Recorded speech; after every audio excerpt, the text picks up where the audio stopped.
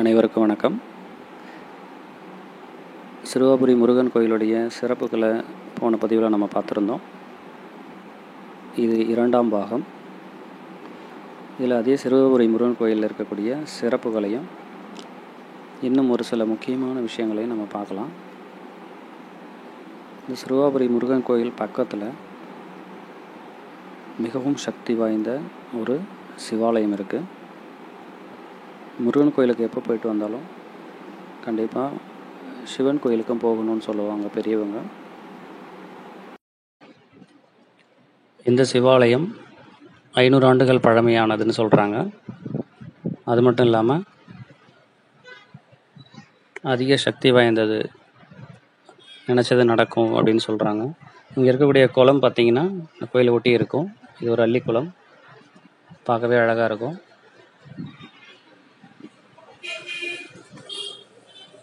அந்த கோயிலை இன்றைக்கி நம்ம நேரில் போய் பார்க்கலாம்.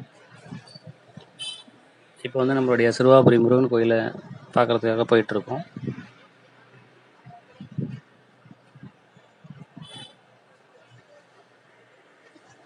போன பதிவில் இயற்கை சூழலோடு இருக்கக்கூடிய அந்த வழித்தடங்கள்லாம் பார்த்துட்டே இருந்தோம்.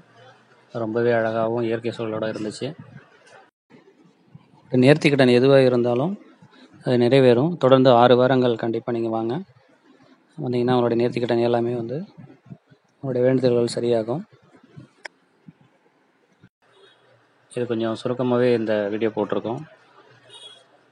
ஏன்னா இன்னொரு முக்கியமான கோயில் அங்கே இருக்கக்கூடியதை உங்களுக்கு காமிக்கணும் அப்படிங்கிறதுக்காக.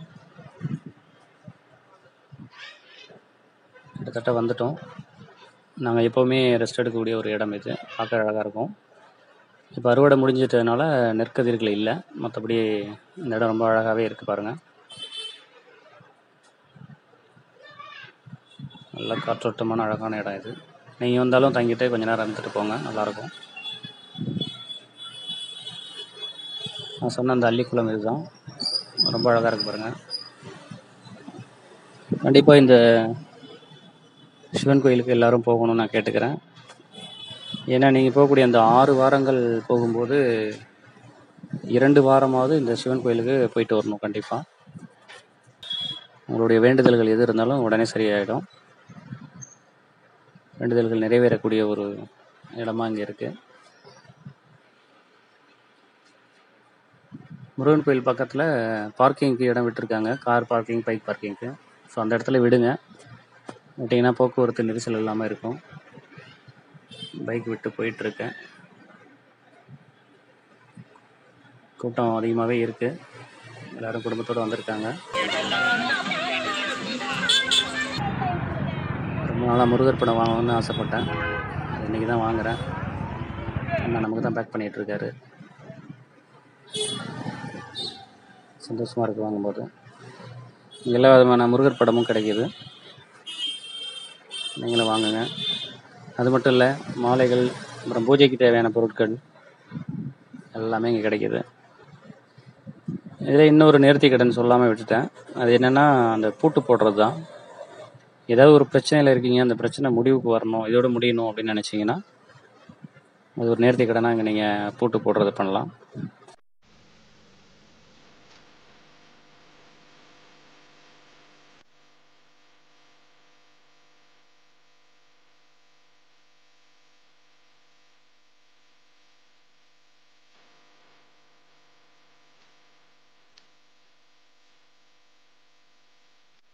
இங்கே நிறைய கடைகள் இருக்குது.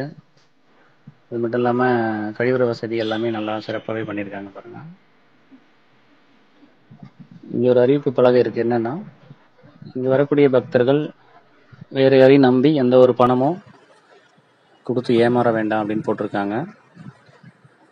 அதனால் யார் எது சொன்னாலும் எந்த ஒரு பணமும் கொடுத்து யாரும் இங்கே ஏமாற வேண்டாம். பொது தரிசனம் அப்படிங்கிறது இங்கே இருக்குது, இலவசமாக தான் இருக்குது. சிறப்பு தரிசனமும் இருக்குது. 50 ரூபாய், 100 ரூபாய் அந்த மாதிரி இருக்குது. பொது தரிசனம் இலவசம் தான், தாராளமாக நீங்கள் பார்க்கலாம். யாருக்கிட்டையும் எந்த பணமும் கொடுக்க தேவையில்லை. ஒரு மணி நேரம் கியூவில் நின்று போகணும். நல்லா இருக்குது, எக்ஸைட்மெண்ட்டாக இருக்குது. இங்கே ஒரு அறிவிப்பு பலகை இருக்குது. என்னென்னா தரிசன நேரம் அப்படின்னு பார்த்தீங்கன்னா காலையில் 7 மணிலேருந்து இரவு 8 மணி வரை. இதுவே செவ்வாய்க்கிழமையாக இருந்துச்சுன்னா விடியற்காலை 4 மணிலேருந்து இரவு 8:30 வரை தரிசனம் அப்படிங்கிறது கிடைக்கும். பொதுவாக செவ்வாய்க்கிழமைகளில் கூட்டம் அதிகமாக இருக்கும் அப்படிங்கிறனால அன்றைக்கி கொஞ்சம் சீக்கிரமாகவே வந்தீங்கன்னா நல்லாயிருக்கும். ஆனால் இரவு 8:30 மணி வரை தரிசனம் அப்படிங்கிறது கொடுக்குறாங்க. பஸ்ஸில் வரவங்க காலையிலே வர்றது ரொம்ப சௌகரியமாக இருக்கும். இரவு லேட் ஆகிடுச்சு அப்படின்னா அங்கே தங்குறதுக்கு இடம் இருக்குது, அதுக்காக தான் சொல்கிறேன். நான் சொன்ன அந்த நேர்த்திக்கடன் இந்த பூட்டு போடுறது தான். நிறைய பேர் போட்டிருக்காங்க. முருகப்பெருமான் அதை பிரச்சனையை தீர்த்திருப்பார் நான் நினைக்கிறேன். எனக்கு ஒரு பிரச்சனை இருந்தது, அது முடிவுக்கு வரணும்னு சொல்லி இங்கே பூட்டு போடுறேன். விரைவில் அதுவும் நடக்கும். பூட்டு வந்து இங்கேயும் கிடைக்கிது கடைகளில். சின்ன பூட்டு 40 ரூபா அந்த மாதிரி விற்கிறாங்க. உங்களுக்கு வெளியில் எங்கேயாவது வாங்கினாலும் வாங்கிட்டு வந்துடுங்க, அதை பற்றி பிரச்சனை இல்லை.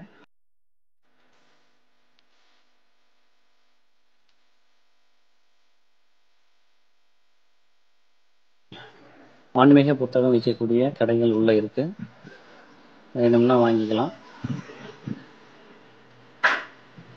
முருகப்பெருமானை தரிசனம் பண்ணியாச்சு. என்ன அப்படின்னா ஒரு வருத்தம், கருவறையில் இருக்கக்கூடிய பாலமுருகரை உங்களுக்கு வீடியோ எடுத்து காமிக்க முடியல. அதிகாரிகள் எடுக்கக்கூடாதுன்னு சொல்லிட்டாங்க. சட்டத்தை மதித்து நானும் எடுக்கலை, மன்னிக்கவும். அனைவரும் நேரில் வந்து முருகப்பெருமானை தரிசனம் பண்ணுங்க. அடுத்தது நம்ம 500 ஆண்டுகள் பழமையான சிவன் கோயிலுக்கு போக போகிறோம். அந்த வீடியோ முழுசாக நான் உங்களுக்கு எடுத்து போடுறேன். வீடியோவை முழுமையாக பாருங்கள்.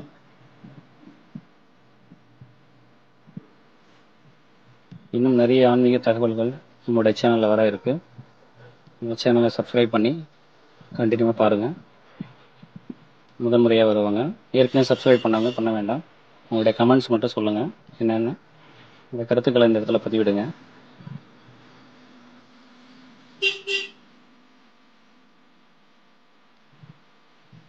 நல்ல ஒரு இயற்கை சூழலோட அழகான முருகர் கோயில் இது. அனைவரும் வரணும்னு நான் கேட்டுக்கிறேன். இங்கே இருக்க சிறுவாபுரியில், அதாவது சின்னம்பேடில் இருக்கக்கூடிய அருள்மிகு அகத்தீஸ்வரர் திருக்கோயில் தான் இது. மிகவும் பழமையானது, சக்தி வாய்ந்தது. சிறுவாபுரி முருகன் கோயிலுக்கு வரக்கூடிய பக்தர்கள் அவசியம் இந்த சிவாலயம் வந்து போக வேண்டும் அப்படின்னு அங்கே இருக்கக்கூடிய பெரியவங்களாம் சொல்கிறாங்க. ஏன்னா இது ஆரம்ப கட்டத்தில் இங்கே எந்த ஒரு வீடுகளும் இல்லை. இந்த சிவன் கோயிலும் முருகன் கோயிலும் ஒன்றாவே தெரியக்கூடியதாக இருந்தது. அகத்திய மாமுனிவர் இந்த சிவலிங்கத்தை உருவாக்கி வழிபட்டார் அப்படின்னு பெரியவங்களாம் சொல்கிறாங்க. மாமுனிவர் வழிபட்ட இந்த சிவாலயம் மிகவும் சக்தி வாய்ந்ததாக இருக்குது. அதனால் முருகர் கோயிலுக்கு போகக்கூடிய பக்தர்கள் கண்டிப்பாக இந்த கோயிலுக்கு வந்து ஒரு முறை சுற்றி பார்த்து அமர்ந்து போக வேண்டும் அப்படிங்கிறது வழிபாடு. இங்கே இருக்கக்கூடிய சிற்பங்கள், சிலைகள் பார்த்திங்கன்னா ரொம்பவே நல்லாயிருக்கு. இந்த திருக்கோயிலானது 500 ஆண்டுகள் பழமையானது. இருக்கக்கூடிய சிற்பங்களை பார்த்தீங்கன்னா உங்களுக்கே தெரியும். இங்கே இருக்கக்கூடிய விநாயகரை முதல்ல தரிசனம் பண்ணிடுங்க. உங்களுடைய குறைகளை தீர்த்து வைக்கும் வல்லவர் விநாயகர்.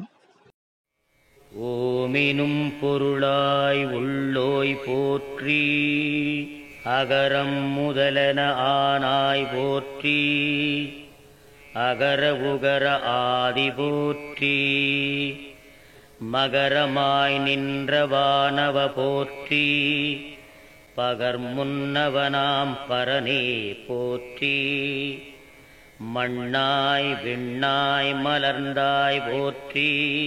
மிக சிறந்த கலைஞர்களை வைத்து இந்த சிலைகள் உருவாக்கப்பட்டது இந்த இவ்வளோ நாட்களாக இருக்கும்போது தெரியுது. பார்க்கும்போது இந்த கோயிலானது மனசுக்கு ரொம்ப அமைதியை கொடுக்கக்கூடிய ஒரு இடமா இருக்கு.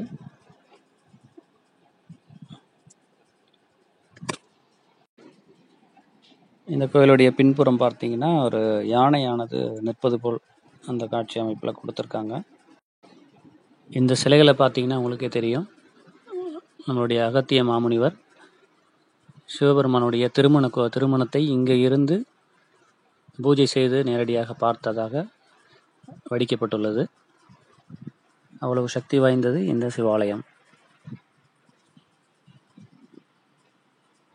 அதேபோல் முருகப்பெருமானுக்கு தனி சன்னதி உள்ளே அமைக்கப்பட்டு மிகவும் அழகாக இருக்கிறது.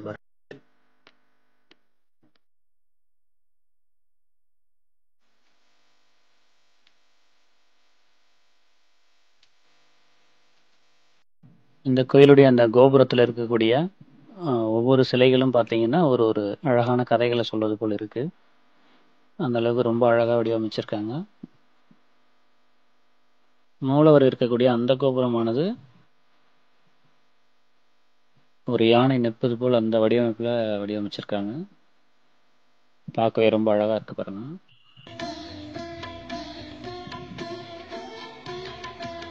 படிக்கின்ற சிறுவர்கள் இந்த கோயிலுக்கு வரும்போது நிறைய சிற்பம் சார்ந்த விஷயங்களை கற்றுப்பாங்க. கோயிலுக்குள்ள நிறைய இடம் இருக்கு, பசுமை அழகா இருக்கு. உள்ள நிறைய செடிகளை நம்ம பார்க்க முடியுது, பூச்செடிகள்.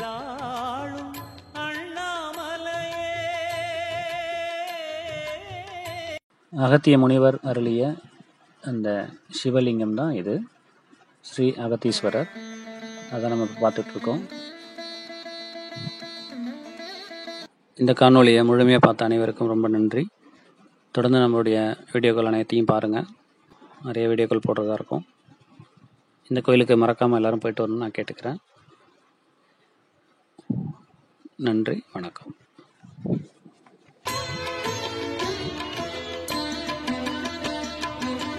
சிவமயமாக தெரிகிறதே, சிந்தையில் சிவயோகம் வருகிறதே. சிவமயமாக தெரிகிறதே, சிந்தையில் சிவயோகம் வருகிறதே. புவனங்களாளும்